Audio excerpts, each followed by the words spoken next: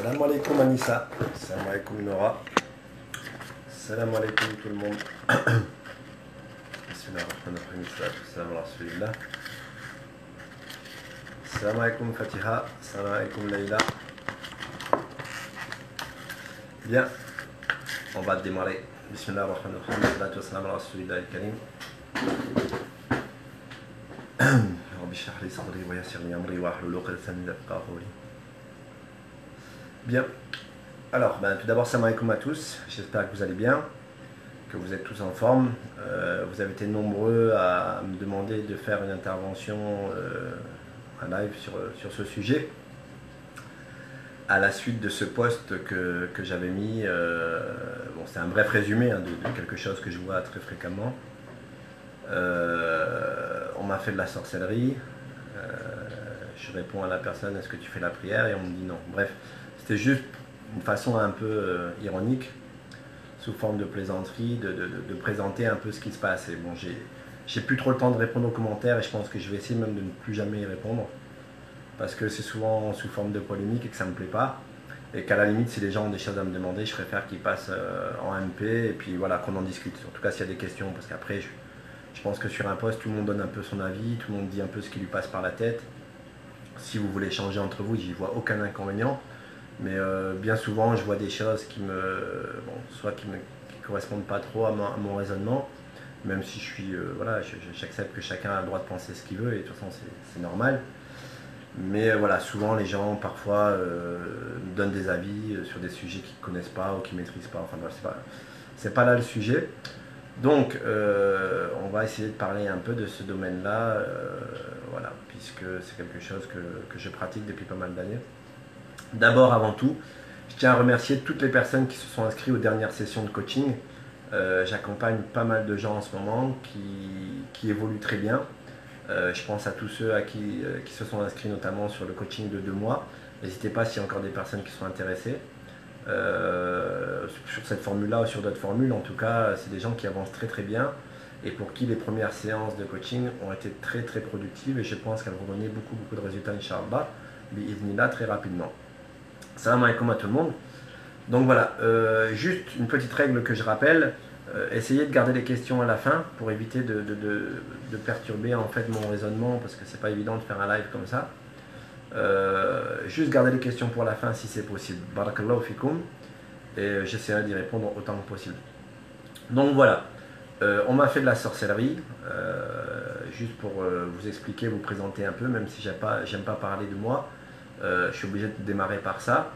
Bon, beaucoup d'entre vous apparemment étaient étonnés de savoir que je pratiquais la ruqya, tant mieux, parce que c'est pas quelque chose dont je fais la publicité. Je vais vous expliquer comment je suis venu à la ruqya. Et donc voilà. Donc la ruqya, déjà, c'est pas un domaine auquel au départ j'avais l'intention de m'investir, dans lequel j'avais l'intention de m'investir. Il s'avère que je pratique depuis plus de 10 ans, j'ai pratiqué dans pas mal de pays, que ce soit à l'île de Maurice, à l'île de la Réunion, à Madagascar, à Mayotte, dans tout le Maghreb, en Europe, etc., etc. Et je vais vous expliquer maintenant comment je suis venu à ce domaine-là. En fait, il faut savoir que voilà, moi au départ, je me suis converti. Bon, je savais qu'on parlait des djinns, puisque forcément il y a une sourate les djinns. Apparemment, on m'entend pas très bien. Je ne sais pas comment on fait pour mettre le son, Srir. Ou alors peut-être tout simplement je parle pas assez fort. Ou alors c'est peut-être ça qui vous gêne. Est-ce que vous m'entendez un peu mieux? Barakallahu fik Srir pour ton commentaire, de m'avoir fait réaliser que apparemment on m'entendait pas trop. Est-ce que ça va mieux là? Est-ce que les gens vous m'entendez mieux? Faites-moi un petit signe. Donc voilà, je vous disais que à la base c'était pas un domaine qui m'intéressait. Donc moi, ce qui s'est passé, c'est que quelques années après ma conversion, je sais pas, entre 5, je sais pas vous dire exactement, je suis un peu perdu dans les années, excusez-moi, je suis perdu dans l'espace-temps. Donc voilà, j'étais à l'île de la Réunion, et au même moment, bon, ça faisait pas mal d'années que je rêvais d'étudier la religion, de pouvoir m'investir un peu plus dans les sciences religieuses.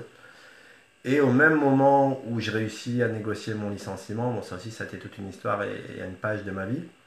Donc je réussis à quitter le domaine professionnel pour pouvoir étudier à l'ITMR de l'île de la Réunion. D'ailleurs, je vous invite vraiment toutes les personnes, je mets régulièrement des posts là-dessus.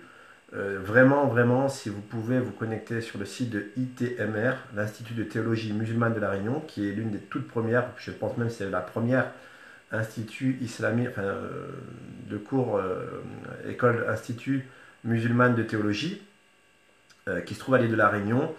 Ils ont besoin de notre aide. Donc n'hésitez pas à vous connecter sur ce site de l'ITMR et à envoyer vos dons. Sachez que c'est une sadaqa jariya, c'est une aumône éternelle parce qu'elle participe à l'établissement de la science religieuse et que les gens qui sont là-bas font un travail énorme. C'est un cadre idéal si vous avez des fils, des neveux, des cousins, des frères qui veulent étudier. Je vous invite à les envoyer à l'île de La Réunion. C'est vraiment un cadre exceptionnel en haut de la montagne. Peut-être qu'un jour j'aurai l'occasion de vous en parler. Vous pouvez aussi aller sur YouTube et voir le site de l'ITMR, de l'Institut. Il y a des vidéos sur YouTube, vous pouvez voir dans quelles conditions ils apprennent. C'est vraiment un cadre exceptionnel. Donc n'hésitez pas à les aider, n'hésitez pas à envoyer vos dons. C'est vraiment une des très rares instituts autonomes en France qui fonctionne uniquement sur les dons des musulmans. Donc je vous invite à y participer. Donc voilà, au moment où j'ai eu cette opportunité de pouvoir étudier là-haut, à un même moment, il y a un shir que sûrement beaucoup d'entre vous connaissent. Et je ferai une petite parenthèse parce que je ne peux pas parler de la ruqya sans parler de cet homme exceptionnel, Hafidahullah, qui s'appelle Ben Halima Abdraouf. Alors, c'est un ami, c'est quelqu'un que j'ai côtoyé longuement, on a partagé des grands moments, c'est quelqu'un que j'aime énormément pour Allah, énormément. Et d'ailleurs, les gens qui ont quelque chose à lui reprocher, les gens qui n'aiment pas ce monsieur, je vous invite à vous désabonner tout simplement de mon compte. Premièrement parce que c'est quelqu'un que j'ai côtoyé, que je connais de près. C'est mon frère en Allah, c'est quelqu'un qui donne énormément de temps pour la religion, bien avant de s'investir dans le domaine de la ruqya, puisqu'aujourd'hui c'est sa spécialité depuis des années et à travers le monde entier il soigne des milliers, des millions de gens chaque année. C'est vraiment quelqu'un de très dévoué pour la religion et moi personnellement c'est quelqu'un qui m'a énormément apporté sur le plan spirituel. J'ai rarement côtoyé une personne aussi détachée de ce bas monde et aussi investie sur le plan religieux, etc., etc. Donc vraiment c'est quelqu'un que j'aime énormément. Et je déteste les gens qui parlent en mal, déjà premièrement de n'importe quel musulman, et encore plus des savants ou des chouyours que j'ai pu côtoyer. Et lui fait partie de ces hommes qui ont énormément influencé ma religion. Donc voilà, il s'avère que j'étais à l'île de la Réunion, que Ben Halim Abdraouf arrive à ce moment-là, et on me propose, à l'époque c'était l'imam de la grande mosquée de Saint-Denis, Mohamed Bagad, qui était mon voisin, avec qui je salue au passage, Hafizallah, ainsi que toute sa famille, son papa, etc. Et on me propose de le rencontrer. Donc voilà, je le rencontre. Moi, c'était plus pour le domaine spirituel. Et au même moment, il me propose, il dit voilà, je suis là pour un séminaire de ruqya, je vais soigner des gens. Est-ce que ça t'intéresse? Moi, je lui dis écoute, alors ruqya, les djinns, c'est pas mes potes. Je voyais pas l'intérêt, quoi. C'était pas un domaine qui m'intéressait. Et voilà. Sarir, apparemment, c'est peut-être toi qui as un problème de téléphone parce qu'apparemment les autres personnes m'entendent bien. Donc voilà, donc il me propose à ce moment-là d'apprendre et donc voilà, je prends du temps avec lui, j'apprends à poser des ventouses, j'apprends le domaine de la ruqya, ce que c'est que la ruqya et voilà, premières expériences, tu vois des gens qui crient, qui se mettent possédés, à hurler, c'est assez impressionnant les premières fois. En fait, ça te touche et spirituellement, forcément que pas dire ça te booste ta foi, mais tu commences à goûter un peu au monde invisible. Donc ouais, bon, c'est pas quelque chose qui m'a fait peur, mais j'ai trouvé ça intéressant sur le plan spirituel parce que je me suis dit, voilà, c'est peut-être quelque chose peut-être qu'un jour ou l'autre, je vais pouvoir aider des gens ou les soigner, etc. Donc c'est pas quelque chose vis-à-vis duquel je fais la pub. Mais voilà, il s'est avéré que très rapidement, je me suis mis à pratiquer et à faire beaucoup de ruqya, etc., etc., etc. Voilà. Voilà pour expliquer mon expérience. Donc je passe un grand salam à mon shir, à mon professeur, mon frère et celui que j'aime énormément dans Allah, Shir Ben Halima Abdraouf. Et donc voilà, c'est comme ça que j'ai commencé à pratiquer. Donc ensuite, je me suis mis à pratiquer à La Réunion. Il m'a invité avec lui à Madagascar. On a pratiqué voilà, dans des pays où, croyez-moi, que la ruqya est bien, bien autre chose que ce qu'on peut voir ici en France. Surtout Madagascar, en tout cas, c'est des expériences où j'ai vu vraiment les cas les plus impressionnants. L'île Maurice aussi, au Maghreb aussi, enfin bref. Malheureusement, ouais, c'est pas forcément toujours dans les pays musulmans les pires, mais en tout cas, sachez qu'il y a des pays où c'est beaucoup plus grave et pire que d'autres. Juste essayez, s'il vous plaît, de ne pas m'envoyer de messages pendant le live. Et par contre, si vous avez des questions, vous les gardez à la fin, j'y répondrai, promis. Donc voilà, donc le post concernait, en fait, et vous m'avez demandé de faire une intervention là-dessus, sur le fait qu'effectivement, j'ai beaucoup de gens qui me contactent pour faire de l'Oqia, qui prétendent être atteints de sorcellerie, et qui derrière me disent ben voilà, qu'ils ne font pas la prière, ou qui sont dans les grands péchés, qui vivent dans le zina, qui. Voilà. Donc ça a toujours été quelque chose qui me surprend, que de voir effectivement qu'on pense tout de suite à la sorcellerie. Et donc voilà, on va rentrer dans le vif du sujet. Je vais vous donner un peu mon ressenti par rapport à ces 10 ou ces plus de 10 années d'expérience dans ce domaine-là. C'est vraiment quelque chose, voilà. Bon, c'est pas le propre de mon activité. J'ai jamais voulu d'ailleurs en faire quelque chose de mon activité principale. Mais voilà, ça fait partie malheureusement, ça fait partie de ma vie et des choses que j'ai pratiquées, que je pratique depuis pas mal d'années. Maintenant voilà, donc plus le temps passait, plus je soignais des gens, plus j'ai pratiqué la ruqya, et plus je me disais mais quand même j'ai le sentiment qu'il y a une part de psychologie. Est-ce que tous ces gens-là sont vraiment malades de sorcellerie? Est-ce que vraiment tous ces gens ils sont atteints de djinn? Combien même on les voit bouger, combien même on les voit crier, combien même on les voit parler, combien même ils nous disent que c'est un djinn, etc., etc. Tout d'abord, il faut savoir que moi au départ, enfin surtout à cette époque-là, j'étais vraiment quelqu'un qui était contre les sciences mondaines, la psychologie, la sociologie, la psychiatrie. Pour moi tout ça c'était que de la bêtise. Bon, en même temps j'avais pas appris grand-chose, mais voilà, je pensais pour moi que tout venait de Dieu, que non, il n'y a que Allah. Bref, c'est un peu la fougue du jeune musulman quand il se convertit. Et donc voilà, je rejetais tout ce qui était part de psychologie, etc. Pour moi, ça n'existait pas. Il y avait beaucoup de djinns, il y avait beaucoup de gens qui voulaient faire du mal aux musulmans, etc., etc., etc. Donc c'est vraiment un domaine que j'ai rejeté pendant très longtemps. Et plus le temps passait, plus je voyais des gens malades, et plus je me disais, mais quand même, est-ce que vraiment tous ces gens, ils sont vraiment atteints de sorcellerie? Est-ce qu'à un moment donné, il n'y a pas des gens qui exagèrent? Est-ce qu'à un moment donné, il n'y a pas des gens qui psychologiquement sont déjà atteints? Ils ont des faiblesses, ils ont des troubles de leur enfance, ils ont eu des difficultés qu'ils n'ont jamais effacées de leur vie, ils ont des besoins d'existence, et ça, il y en a de plus en plus, même en dehors du domaine de la sorcellerie. Ils ont des besoins de se victimiser, ils ont besoin qu'on leur apporte de l'attention, ils ont besoin d'affection, ils ont besoin. Voilà. Donc plus le temps passait, plus je soignais des gens, plus je me disais, mais quand même, c'est bizarre. Il y a autant de musulmans comme ça qui sont touchés par la sorcellerie. Et le musulman, c'est quelqu'un qui doit se poser des questions. Et je vous invite, là je suis en train de penser à ça, à regarder la biographie de l'imam Ghazali. Alors bien sûr qu'on n'est pas l'imam Ghazali, hein, on en est très très loin. Et on ne lui arrive même pas à la saleté qui est en dessous de ses ongles, de pied. Mais voilà, c'était quelqu'un, en tout cas de ce que je me rappelle dans la biographie de sa vie, qui se posait énormément de questions. Il était tout le temps dans la réflexion, au point où il a même failli sortir de l'islam à plusieurs reprises. Et voilà, j'essayais de comprendre, je me disais, mais comment c'est possible, tous ces gens qui sont atteints de sorcellerie, etc., etc. Est-ce qu'il n'y a pas une part de faiblesse de foi? Est-ce qu'il n'y a pas des faiblesses psychologiques? Et là, effectivement, j'ai commencé de plus en plus à penser à la psychologie, parce que j'ai fait quand même un peu d'études de psychologie, et à me dire que voilà, c'est peut-être une faiblesse mentale, c'est peut-être des gens qui ont des problèmes psychiatriques, je ne sais pas, en tout cas, il y a peut-être d'autres choses, il n'y a pas forcément que des djinns et des gens qui sont possédés. Wallahu alam.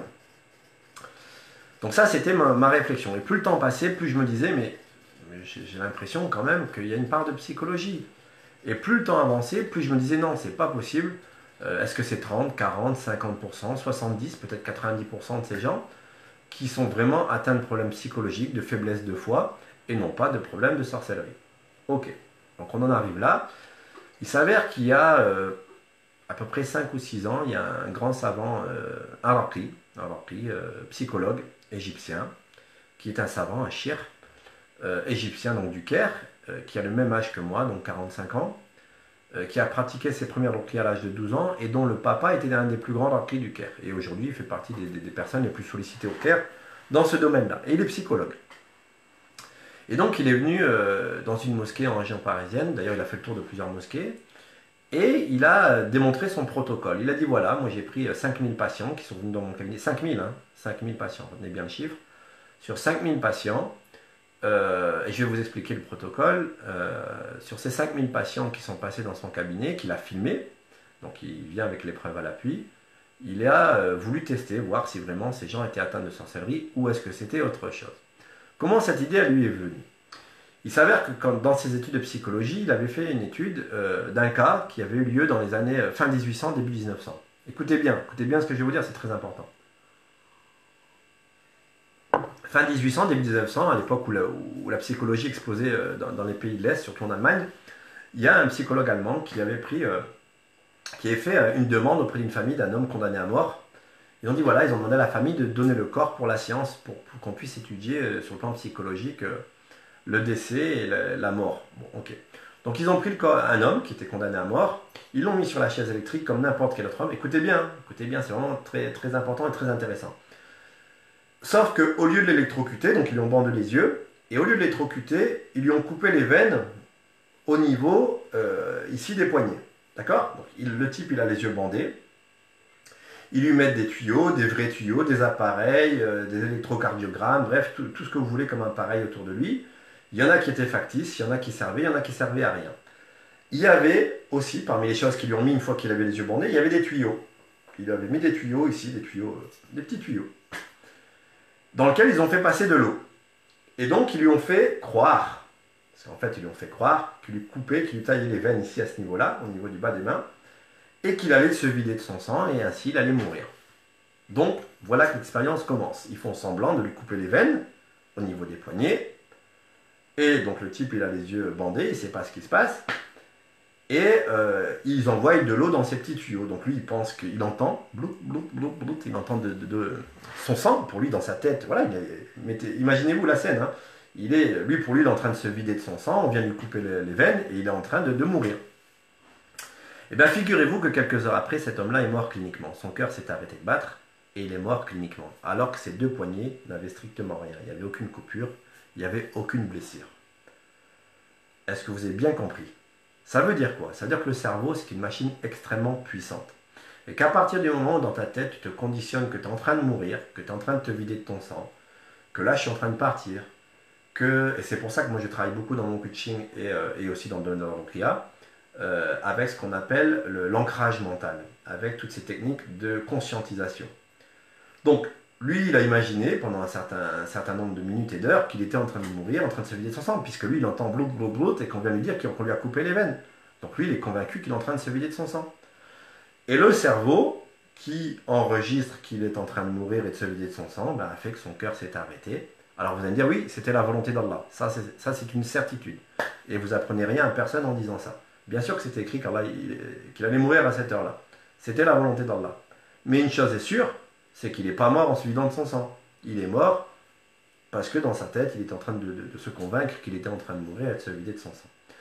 Ça nous amène à quoi? Ça nous amène à se dire que si le cerveau, il est capable de se dire que je suis en train de mourir au point que ton cœur s'arrête et que ta vie, elle s'arrête, qu'est-ce qu'il en est de celui qui s'imagine et qui se convainc qu'il a de la sorcellerie? Et qu'en plus, sa grand-mère ou sa belle-mère lui dit que le gâteau qu'on lui a fait manger au mariage la semaine dernière, elle était pleine de sorcellerie, et que le voisin, il lui a mis un truc devant sa porte, et que l'autre, vous voyez? Et c'est là que le cerveau, il commence à travailler. Et c'est là que on commence à se convaincre, oui, on m'a fait de la sorcellerie, ah donc c'est pour ça que je me suis disputé avec mon mari hier soir, c'est pour ça que j'ai perdu mon travail la semaine dernière, c'est pour ça que j'arrive à rien dans ma vie, etc., etc., etc., etc. N'oubliez jamais ce que je vous dis très fréquemment, très souvent, le cerveau, c'est comme un ordinateur. Ça se programme et ça se déprogramme. Ça se programme et ça se déprogramme. C'est-à-dire que plus tu vas te convaincre de quelque chose, pendant longtemps, je rigolais quand je voyais, vous voyez ce film, par exemple, avec les inconnus, là, quand il arrête de fumer, je vais bien, tout va, enfin, je sais pas quoi, il répète des phrases comme ça, des moyens mnémotechniques, pour se convaincre, je vais bien, j'ai plus besoin de fumer, etc., etc. Sachez que ces phrases-là, elles ont un véritable impact sur ton cerveau. Plus tu te répètes quelque chose dans la tête, plus tu te convaincs de quelque chose, et plus ces choses-là vont avoir un impact sur ta vie. Ça, c'est une certitude. Ce qu'on appelle aussi, le terme ne me revient pas, en matière de psychologie. Bref, c'est des techniques d'ancrage mental. Tout ça pour vous dire que plus tu te répètes une chose, et plus cette chose-là, il y a des chances que elle va t'atteindre, elle va te toucher, etc., etc. Maintenant, sur le plan spirituel, qu'est-ce qu'on dit? Moi, quand j'ai commencé le domaine de l'Europia, on nous disait qu'à partir du moment où tu as peur de quelque chose, tu as peur des djinns, tu as peur de la sorcellerie, tu deviens une proie vulnérable. Retenez bien ça. À partir du moment où tu as peur de quelque chose, on peut prendre l'exemple d'un chien, tu sors dehors, on peut être 10. S'il y en a un dans la bande qui flippe des chiens, tu peux être sûr que le chien, c'est sur lui qui va aller. Parce que l'animal, il ressent cette personne qui a peur. Il ressent ça. Et d'ailleurs, il se peut même que c'est lui qui va mordre parce que l'animal lui-même, il a peur. D'ailleurs, c'est des choses qui sont expliquées et qui sont explicables. La sorcellerie, c'est exactement la même chose. Plus tu la crains, plus tu as peur, et plus tu as des chances d'être touché. La loi d'attraction, barakallahu fik Fatiha.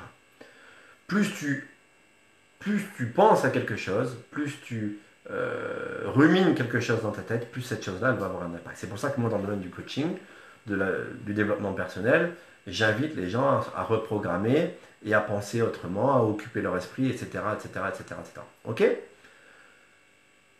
Donc voilà. Après cette rencontre avec donc, ce chef égyptien qui a pris, il a fait la même expérience. Chaque patient qui venait dans son cabinet, il leur bandait les yeux. Il y avait, voilà, il venait dans son bureau, il y avait la famille autour de lui. Oui, c'est aussi le phénomène d'auto-persuasion, si tu veux, Fatih. Donc, qu'est-ce qu'il faisait? Il mettait un Coran sur la table, les gens, la famille était là, la personne qui était soi-disant ensorcelée était là, lui, il bandait les yeux, il mettait Tintin et Milou, Boulet Bill, ce que vous voulez, n'importe quel livre sur sa tête, tout sauf le Coran. Et il lui disait comme ça, juste avec un tasbih, sans même dire Subhanallah, sans dire Allahu Akbar, sans prononcer le nom d'Allah, sans lire aucun verset de Coran. Ah, est-ce que tu vas pouvoir supporter la sourate Baqarah? Est-ce que tu vas supporter le Coran? Et la personne se mettait à trembler et à sauter dans tous les sens. Alors que sur sa tête, il avait Tata, Milou et Boulibil. Donc voilà, ça nous montre l'impact que peut avoir la psychologie et ce qui nous influence autour de nous en matière de sorcellerie.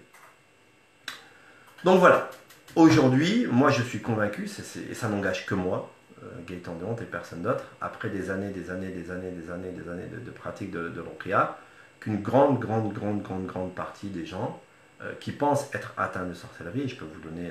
expliquez-moi pourquoi les non-musulmans ne sont pas touchés par la sorcellerie. Expliquez-moi pourquoi les gens qui ont un minimum de foi, qui ont un véritable... Alors, maintenant on va rentrer dans un autre domaine. J'ai vu, au cours de ces 10 années, des gens très pratiquants, qui font plus de dhikr en une journée, et j'en ai soigné, j'ai soigné des gens, wallah, en une journée, la personne, elle fait plus de dhikr que moi dans toute ma vie. J'ai jamais fait autant de dhikr que cette personne-là dans toute sa journée.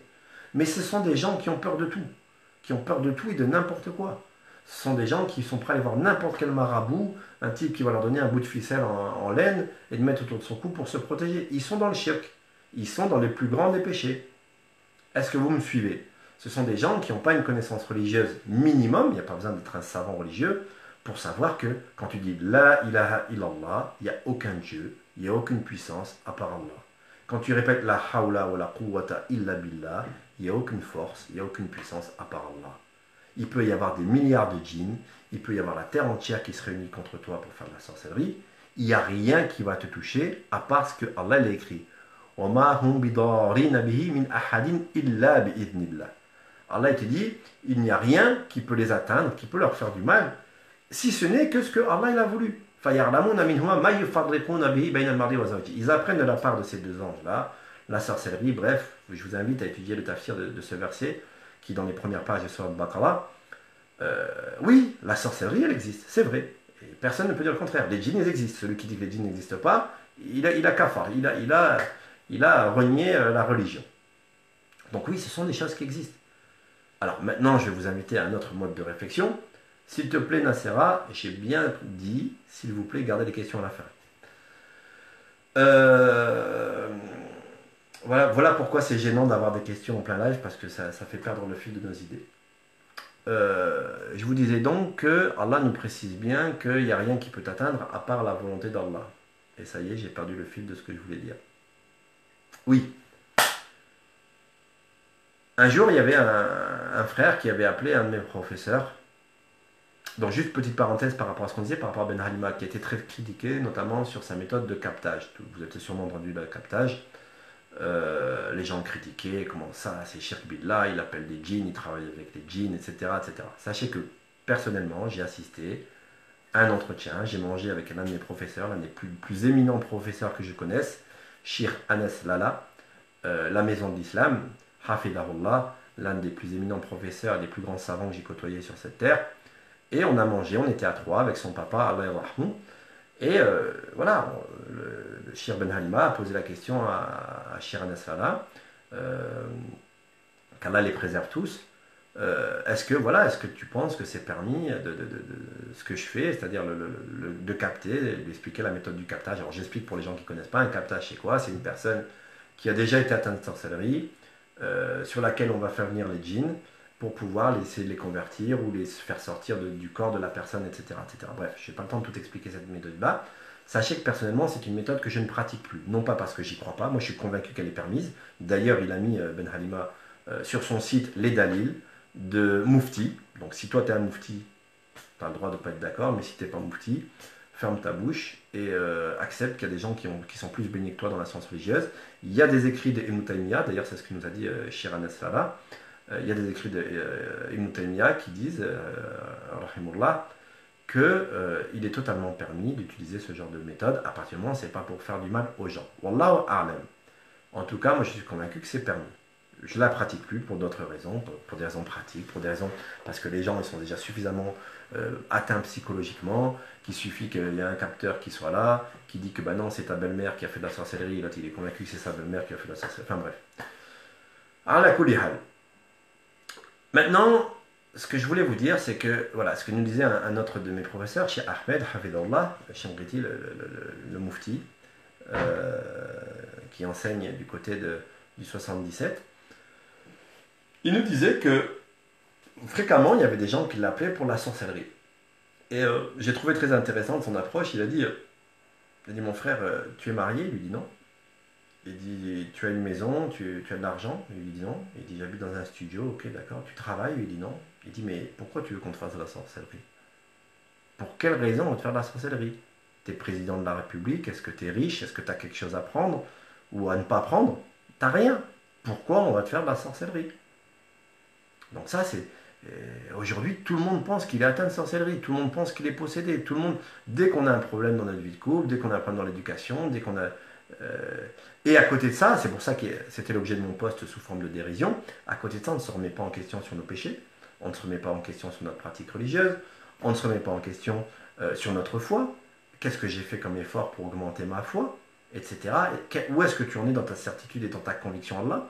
Est-ce que tu dis la hawla wa la quwwata illa billah et quand tu dis cette phrase-là, il n'y a aucune force, il n'y a aucune puissance à part Allah? Est-ce que dans ton cœur, dans ta tête, tu es convaincu qu'il n'y a rien? Il n'y a rien qui peut me toucher à part Allah. C'est ça, c'est à ça qu'on doit travailler. En tout cas, c'est à ça que doit aspirer le musulman, en principe. D'accord? Même si j'ai envie de dire que ce n'est pas donné à tout le monde, c'est comme tout, ça demande des efforts. Ceux qui font des efforts pour nous, Allah dit, on va les mettre dans le droit chemin. La foi, c'est pas un truc qui va te tomber sur la tête un matin où tu vas te réveiller. Ah tiens, j'ai la foi. Ah ben ce matin, non, j'ai plus la foi. Non, ça demande des efforts. Pour trouver un travail, ça demande des efforts. Pour avoir un diplôme, ça demande des efforts. Pour trouver une épouse ou un bon mari, ça demande des efforts. Toute chose demande un effort. Donc Allah il a créé ce monde d'efforts. Et qui plus est, encore plus en ce qui concerne la foi religieuse, qui est peut-être la foi en Allah, la chose la plus chère sur cette terre, bien sûr qu'il faut que tu fasses des efforts. Ça ne va pas te tomber comme ça tout seul sur la tête. Ok? Donc si tu n'as rien à prendre, si tu n'es pas milliardaire, si tu n'es pas président de la République, si ta femme c'est pas Claudia Schiffer ou Aïcha Radianha, pourquoi tu veux qu'on te fasse de la sorcellerie? Pourquoi directement, dès que tu as un problème dans ta vie, pourquoi tu penses que c'est de la sorcellerie? Explique-moi. Ça y est? Donc voilà pourquoi aujourd'hui, maintenant, quand on m'appelle pour des choses de ce domaine-là, oui, je vais faire mon ruqya parce que peut-être que ça peut lui faire du bien, ne serait-ce que pour la rassurer psychologiquement cette personne, mais je vais aussi faire un bilan sur sa foi, où est-ce que tu en es dans ta pratique, où est-ce que et en fait, quand j'ai mis ce post de façon un peu dérisoire cette semaine, c'était parce que je venais de le vivre pour la 120 millième fois. J'arrive, le frère, oui, on m'a fait de la sorcellerie, qu'est-ce qu'il y a mon frère? Oui, j'ai mal à la tête, avec ma femme ça va pas, il y a ça, il y a ça, il y a ça. D'accord, t'en es où? Ta femme elle prie? Il me dit oui. Je dis toi tu pries? Il me dit non. 35 ans, il n'a jamais prié. Subhanallah. Et tu me dis qu'on t'a fait de la sorcellerie. Mais commence déjà par prier mon frère. Explique-moi, c'est quoi le cheminement, c'est quoi le principe? Enfin bref. Donc voilà, maintenant pour conclure et avant de passer à vos questions, si vous avez des questions à poser, de quelle manière on peut se prémunir de la sorcellerie? Comment je peux faire pour essayer de ne pas être touché par la sorcellerie? Attendez, j'ai un frère qui m'appelle. De quelle manière? Alors la première des choses, c'est de ne pas en avoir peur, de ne pas le craindre. Il y a des gens, on n'a pas tous la même sensibilité, on n'a pas tous les mêmes faiblesses, on n'a pas tous les mêmes forces. Si c'est quelque chose que tu redoutes, si les djinns de temps en temps te mettent un petit wes-wes. C'est quoi un wes-wes? Un wes-wes, c'est quelque chose de faux dont tu vas te persuader qui est vrai. Et c'est comme ça que les shayatines ils agissent. Il vient, shaitan il vient, il fait, quand tu récites la sourate An-Nas, c'est ça. Alladhi yuwaswisu fi sudurin nas. Ils viennent, ils murmurent aux oreilles des hommes. Ah, on t'a fait de la sorcellerie. Ta belle-mère, elle te déteste. Il y a un homme qui est amoureux de ta femme, il veut te la prendre, donc il t'a mis fait Subhanallah. Mais si tu dis La ilaha illallah, t'as peur de quoi? T'as peur des djinns? T'as peur de la sorcellerie? Qu'est-ce que des milliards de djinns ils peuvent faire face à Allah? Explique-moi. Qui a créé tous ces djinns? C'est Allah. Donc si tu as peur d'Allah, si tu crois en un seul Dieu, si tu sais qu'il y a un seul et unique Dieu, c'est Allah, t'as pas à avoir peur. Et quand même c'est la sorcellerie, voilà, soigne-toi et fais ce qu'il y a à faire. Vous voyez? La différence entre nous les Sahaba, c'est quoi? Sahaba, tu lui donnes un verre, c'est dans les hadiths, hein. Il y a la sorcellerie dedans. On lui dit, voilà, il sait qu'il y a la sorcellerie, il dit Bismillah, il le boit devant toi. Nous, on n'a pas vu le verre, on n'a pas vu la sorcellerie, on ne sait pas s'il y a une personne, mais on est convaincu qu'on nous a fait de la sorcellerie. Donc, effectivement, en tout cas, moi aujourd'hui, je travaille plus sur ce domaine-là, je vais faire ma ruqya, je vais faire un bilan sur son plan spirituel, où est-ce que tu en es dans ta foi, est-ce que tu fais du dhikr, quel est ton niveau de certitude en Allah, est-ce que tu as peur des gens, etc. Et on va faire un bilan sur le plan psychologique. Est-ce que tu as eu des choses dans ton enfance qui font que, est-ce que tu as des craintes, est-ce que tu as des besoins affectifs qui n'ont jamais été réalisés, etc., etc., etc., etc. Je ne suis pas psychologue, hein, mais je suis un passionné de psychologie. Mais en tout cas, je pense qu'il faut traverser et balayer ces trois aspects-là avant de pouvoir prétendre que on a été touché par la sorcellerie. Wallahu a'lam. En tout cas, voilà, je voulais juste vous donner... et surtout le dernier point, arrêtez de vous victimiser. Le musulman, c'est pas une victime. Le musulman, c'est pas quelqu'un qui passe sa vie à pleurnicher. On m'a fait du mal, on me veut du mal, nanana.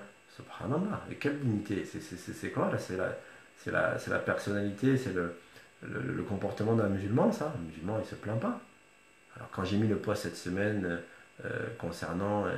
et voilà, il y a toujours des polémiques. C'est pour ça que je ne vais plus répondre aux posts que je mets, parce qu'ils ont pour vocation et pour but justement de vous faire réfléchir et de vous amener à la réflexion. Quand je mets que il est souvent, et ça, d'ailleurs, ça a encore été, encore une fois de plus, l'occasion de faire un petit tri dans mes contacts, il est souvent, il est souvent préférable, je ne sais plus comment j'ai tourné le truc, il est souvent préférable de garder ses problèmes pour soi. En gros, de ne pas en parler à personne. Bien sûr, c'est ça le comportement des musulmans. Et j'ai pas parlé, alors bien sûr, il y a une personne qui en arrive tout de suite à un cas d'extrême. Oui, tu sais pas ce que c'est que d'avoir été violée, et nanana. Excuse-moi, ma grande, sauf que des femmes qui ont été violées, j'en coach des dizaines, peut-être même des centaines par an. Donc avant de me parler de ton cas, renseigne-toi sur la personne à qui tu parles. Donc bien sûr que je sais qu'il y a des cas de viol, et ça, ce sont des cas spécifiques. C'est pas le cas du commun des mortels. Et ça concerne un cas spécial. Donc c'est un cas particulier sur lequel les préconisations sont particulières.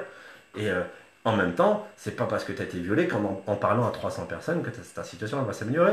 Non, adresse-toi à un thérapeute, à un psychologue, il y a des gens qui sont spécialisés dans le domaine, et tu vas trouver des solutions. Mais en tout cas, ce n'est pas dans la philosophie du musulman que d'aller parler de tes problèmes, d'aller te plaindre à tout le monde. Le frère, la sœur, il a peut-être plus de problèmes que toi. Et toi, tu lui rajoutes encore des problèmes à ses problèmes. Par contre, il n'y a aucun mal d'avoir un ami, un confident, un sahib, quelqu'un de très proche, quelqu'un voilà, qui est ton meilleur ami, avec qui tu as envie de te confier, tu as envie de parler, tu as envie de discuter. Ça, il n'y a pas de problème à ça. Mais est-ce qu'il appartient aux musulmans d'aller te plaindre à tout le monde et de te casser la tête à tout le monde que voilà, on m'a fait ça et ceci, ça. Et voilà, à ce moment-là, des fois, tu vois des non-musulmans qui ont un niveau comment dirais-je, ils prennent sur eux, quoi. Ils n'ont pas cette facilité, cette faculté à aller se plaindre à tout le monde. Ils ont souffert, ils souffrent en silence. Alors, je ne parle pas des gens qui ont pris cette mauvaise habitude de rien dire à personne, de tout renfermer. Ça aussi, ça crée des dégâts. Hein. Il faut faire la part des choses. Il faut mesurer les choses et les propos. Quand je mets ce genre de post, c'est justement pour faire réagir certaines personnes, pour nous amener à la réflexion, tout simplement. Mais tu ne peux pas généraliser. Chaque cas est différent et chaque cas est particulier. Ok? Donc voilà, moi j'ai terminé sur ce sujet-là. Si vous avez des questions, profitez-en, ne traînez pas, envoyez-les-moi par écrit, en tout cas écrivez-la tout de suite. Si je peux y répondre, je vais essayer. Si je ne peux pas, ben, je vous dirai que je ne peux pas et puis c'est tout. Mais en tout cas, voilà, si c'est toujours par rapport au sujet, hein, si c'est d'autres questions qui ont rien à voir avec le sujet dont on a parlé ce soir, posez-les-moi en MP et je répondrai dès que possible. Avez-vous des questions concernant ce domaine-là? La sorcellerie, les djinns. Voilà. J'attends vos questions. En tout cas, je patiente une minute ou deux. Si vous en avez, c'est bien. Si vous n'en avez pas, on va s'arrêter là. Avez-vous des questions? Si y a des questions que vous ne voulez pas faire paraître en public, ben, envoyez-les-moi en MP sur Messenger. Parce que si c'est par SMS ou WhatsApp, je ne vais pas les voir apparaître. Donc voilà, n'hésitez pas si vous avez des questions. Encore un grand merci et toutes félicitations à tous ceux qui me font confiance, à tous les gens que j'accompagne actuellement et je prends vraiment énormément de plaisir à tous ces nouveaux partenaires.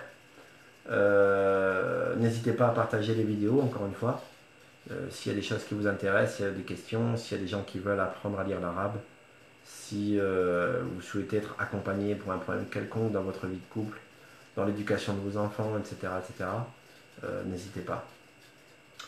Bon, ben apparemment il n'y a pas de questions, tant mieux. On va pouvoir aller se coucher de bonne heure.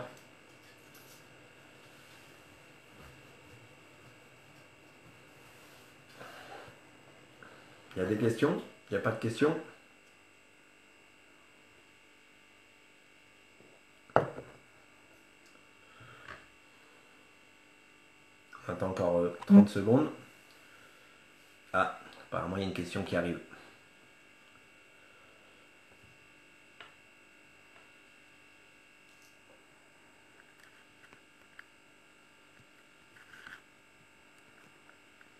On peut se faire seul une ruqya? Oui Fatih. Et c'est la meilleure des ruqya.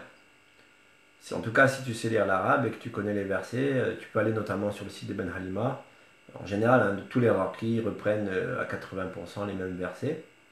Mais ce qu'il faut savoir, c'est que il faut lire avec yaqin, avec certitude, que voilà, c'est la parole d'Allah, et que si sorcellerie ou djinn il y a, ou quoi que ce soit, qu'il n'y aura plus rien et que ça va tout détruire. Il faut vraiment être convaincu. Le meilleur des remèdes de la sorcellerie, c'est le taqwa, c'est de craindre Allah, de s'éloigner des péchés, d'augmenter dans ses adorations, d'augmenter dans la beauté de son comportement, etc. Est-ce que le sorcier qui fait la sorcellerie est un grand érudit de la bêtise, un grand érudit du coufre, de la mécréance? Alors il faut savoir une chose, comment fonctionne la sorcellerie? Plus tu fais un acte de coufre important, et plus les shayatines, shaitan, il va te venir en aide, encore une fois, bi-iznillah, si Allah ne veut pas, il ne te donnera aucun pouvoir, mais en général, c'est comme ça que ça fonctionne la sorcellerie. Plus tu fais des actes de mécréance graves, et je peux vous en donner quelques-uns parmi ceux que j'ai pu voir, et là vous allez voir que la mécréance elle va loin, plus ces actes de mécréance sont graves, et plus tu risques d'avoir des sorciers qui ont un certain pouvoir. Encore une fois, uniquement si Dieu lui permet, parce que j'espère que parmi nous il n'y a pas de sorciers. Parmi les actes de mécréance, écrire du Coran avec des excréments. Parmi les actes de mécréance, écrire des symboles sur des bouts de papier, te faire croire que c'est un talisman. Parmi les actes de mécréance, te mettre des versets du Coran en dessous des chaussures pour que tu marches dessus, tu ailles dans les toilettes. Et parmi les actes de mécréance, excusez-moi, je vais peut-être faire peur à certains, il y a le fait d'égorger des bébés. Et ça, c'est des choses dont on a pu entendre parler de très près. Malheureusement, qu'Allah nous préserve de ces choses-là, et ce sont des grands sorciers. Les grands sorciers sont des gens qui font des actes de mécréance très très très graves. Des sacrifices, pas des sacrifices de poulet, des sacrifices humains. Ça existe dans certains pays d'Afrique, ça existe dans d'autres endroits, dans des pays que je ne citerai pas, mais que j'ai pu voir. Alhamdoulilah, j'ai jamais vu ce genre de sacrifice devant mes yeux, mais j'en ai entendu parler par des gens qui en parlaient de façon voilà, très significative. Sachez que plus on rentre dans les hautes sphères de la société, pour ne pas les citer, plus les actes de mécréance sont importants, plus les sorciers font des trucs de fou. Voilà. Il y a une personne qui est en train de m'écrire une question, mais je crois que...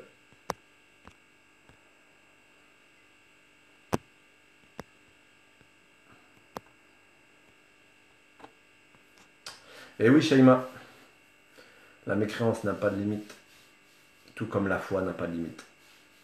Donc c'est à nous de nous prémunir, c'est à nous d'avancer dans notre pratique, c'est à nous d'avoir un bon comportement, de craindre Allah et uniquement Allah et personne d'autre.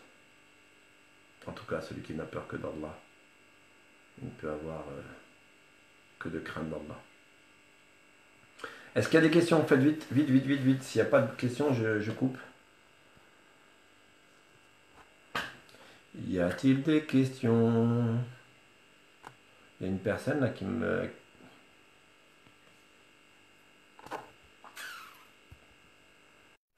Il y a une personne qui ne me pose pas de questions, mais qui pose une affirmation. Comme quoi, une personne qui a eu déjà un terrain très psychiatrable, qui a des problèmes psychologiques, qui a des problèmes parentaux, etc., et qui en plus a eu de la sorcellerie.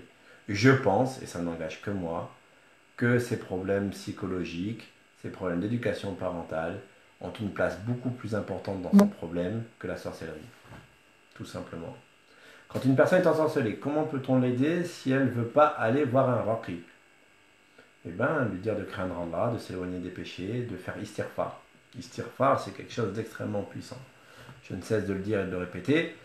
Le prophète sallam disait Man akthara min istighfar, celui qui demande beaucoup pardon, dira Allah min kulli hamin faraja. Allah va lui enlever toutes ses difficultés, il va lui enlever toutes ses angoisses, il va te faire sortir de tous tes problèmes et il va te faire descendre ta subsistance de là où tu ne t'y attends pas. Donc ce qui nous prémunit, ce qui nous cause beaucoup de problèmes, c'est avant tout nos péchés. Et voilà, il suffit de se repentir, il suffit de revenir vers Allah, il suffit de s'éloigner des péchés, d'accepter, de regretter tes péchés. Et en tout cas, c'est le meilleur moyen pour quelqu'un, en tout cas pour sortir de la tête de l'eau, de revenir vers Allah, de craindre Allah, de faire des actions qui te permettent d'avancer. Alors si cette personne-là, elle n'est pas consciente et qu'elle ne veut pas se guérir, déjà il faudrait être sûr que ce soit ça dont il s'agit.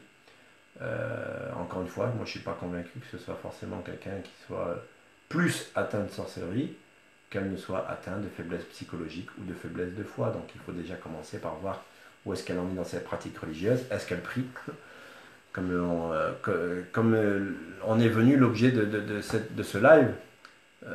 Si c'est quelqu'un qui déjà ne craint pas Allah, qui ne prie pas, tu vas faire une ruqya et après, est-ce que ça va l'aider à être plus fort? Si c'est des gens qui ont déjà... Ben voilà, Shaima. Et donc tu rentres tout à fait dans le sujet là, du post que j'ai mis de façon dérisoire. Voilà, les gens ils parlent de sorcellerie, ils disent qu'ils sont dans la sorcellerie. Déjà est-ce qu'on sait ce que c'est que la sorcellerie? Est-ce que tu as des preuves que la personne est en sorcellerie? T'en as pas. Est-ce que tu as vu un sorcier lui faire? Non. Et c'est pas parce qu'il crie ou qu'il saute. Et tu vas dans les hôpitaux psychiatriques, tu as plein de gens qui sont malades et ils n'ont pas tous été ensorcelés. Il y en a même sûrement beaucoup d'entre eux qui ont généré des mal-être, des problèmes psychiatriques, des déviances, etc., etc. Et qui fait... Shaima, tu as des preuves. Donc tu as vu le sorcier. Tu as vu le sorcier lui faire. Si pour toi, voir une personne crier ou sauter, ou etc., oui, mais si son ex il t'a avoué qu'il a fait de la sorcellerie, c'est quelle sorcellerie? Comme il dit mon professeur, c'est la sorcellerie de pacotille. C'est la sorcellerie de chez Lidl, de chez Prise Unique. Il n'y a pas de vrais sorciers en France. C'est des trucs à 2 francs 50. C'est des grilles. En tout cas, la foi du croyant, celui qui prétend la ilaha illallah, il n'a pas peur de ces choses-là. Maintenant, si la personne, elle ne prie pas, et c'est le cas de ce que tu me dis, tu peux lui faire des longs prières, tu peux lui faire tout ce que tu veux. Quand Allah guide déjà qu'il se remette en question dans sa pratique religieuse. Comment tu peux prétendre musulman, pas faire ta prière et dans les péchés H24 et venir te dire que voilà, on t'a fait de la sorcellerie, mais en fait, c'est pas de la sorcellerie, c'est juste un manquement, c'est juste quelqu'un d'égaré, tout simplement. Une fatwa, une vengeance, donc le sorcier haït la personne et fait tout pour faire chuter la personne. Non, un sorcier, c'est un businessman, hein, avant tout. Hein. Comme beaucoup de rakis d'ailleurs. Hein. Ils sont pas là pour soigner les gens, ils sont là pour faire du business. Et ils sont eux-mêmes convaincus que tout le monde est malade de sorcellerie. Donc voilà. Après, encore une fois, les actions ne valent que par leurs intentions. Hein.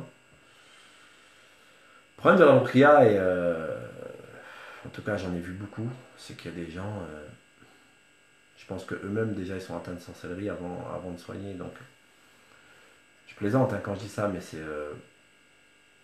il y a des gens, voilà, ils sont convaincus que tout le monde est atteint de sorcellerie, ils voient que la sorcellerie. Ils se disent pas que la personne elle n'a pas eu d'affection dans son enfance, qu'elle est blindée de troubles psychologiques, de craintes, de faiblesse, de faiblesse de foi, de faiblesse de plein de choses. Et donc voilà, avant de penser à la sorcellerie, il faut balayer et voir si vraiment il n'y a que ça. Je ne vais pas entrer dans les détails, non pas du tout, cette personne a pleuré et s'excuser de lui avoir fait du mal. Ben, il faut déjà, cette personne, il faut qu'elle fasse istighfar et tauba. Il faut vraiment, vraiment que cette personne, elle se repente. Si elle n'a pas peur, parce que c'est un acte de coufre. Car il y a une question de psychologie, de spiritualité pour traitement efficace. Rien ne peut empêcher le décret de Dieu, aucun esprit même, celui qui appliquera la loi d'attraction H24. Voilà ce que je voulais te dire. Ok, super. Merci pour tes conseils.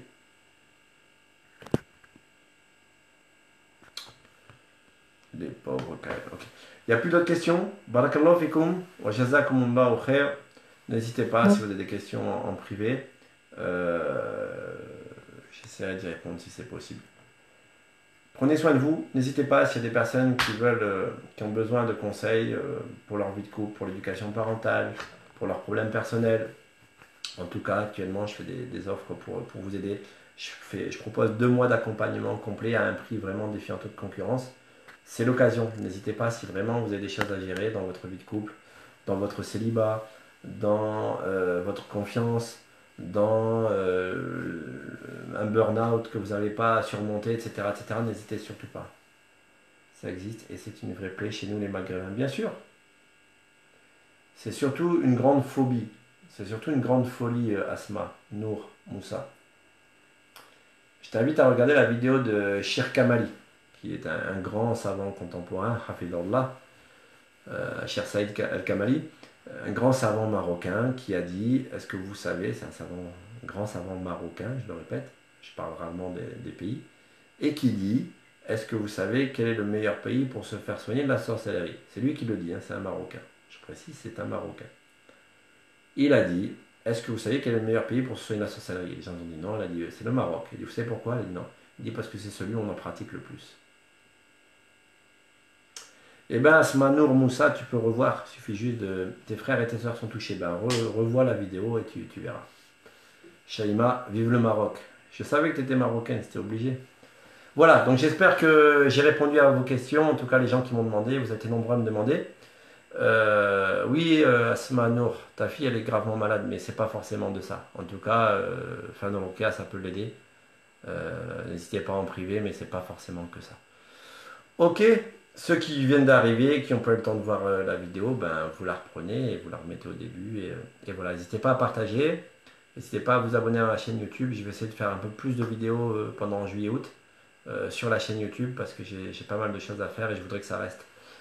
Voilà, barakallahu fikum, wa jazakumullahu khair, qu'Allah vous préserve tous.